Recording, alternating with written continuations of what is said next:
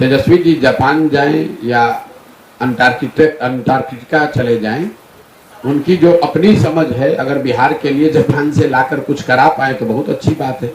लेकिन उनके माँ और बाबूजी यहाँ 15 साल शासन में रहे, तब तो ना कोई जापान से आया ना जर्मनी से आया। अब अगर वो प्रयास कर रहे हैं तो मैं उसका समर्थन कर रहा हूँ, बिल्कुल समर्थन है। लेकिन जब जापान आप घूमने गए हैं, आकि जापान से कुछ बिहार के लिए लाने गए हैं, वो तो जब वो जापान से लौटेंगे और आने वाले महीनों में ही दिखेगा कि उनके जापान जाने से बिहार का कुछ फायदा हुआ कि इस गरीब जनता के टैक्स का पैसा का और मिट्टी पलीद हुआ और आटा गीला हुआ।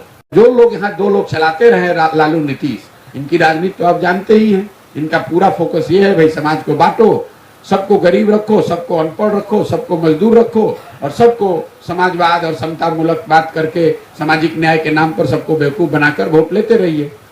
कभी किसी ने लालू जी से सवाल नहीं पूछा कि ठीक है भाई, आपका दावा है कि आपने अपने राज्य में, अपने शासनकाल में, अपने राजनीति से, अपनी सोच से समाज में गरीबों को, वंचितों को, सामाजिक तौर पे पिछड़ों को आपने आवाज दी। लेकिन लालू जी ने जिन वर्गों को आवाज दी, उनको शिक्षा क्यों नहीं दी, उनको रोजगार क्यों नहीं दिया, उनको जमीन क्यों नहीं दिया? कभी आपने ये पूछा? वो इसलिए नहीं दिया कि आवाज दे दिया तो जिंदगी भर उनके लिए नारा लगाएगा, झंडा लेकर घूमेगा। लेकिन अगर उन्हीं वर्गों को उन्होंने शिक्षित कर दिया होता, उन्हीं वर्गों को उन्होंने पूंजी पैसा देकर रोजगार दे दिया होता, उन्हीं वर्गों को उन्होंने जमीन दे दी होती, तो आज वो उनका झंडा लेकर नहीं घूमते।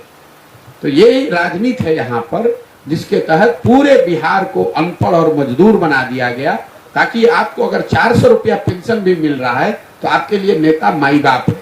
आज के इस जमाने में 400 रुपया पेंशन पाने वाले लोग भी वोट कर रहे हैं कि भैया सरकार 400 रुपये दे रही है।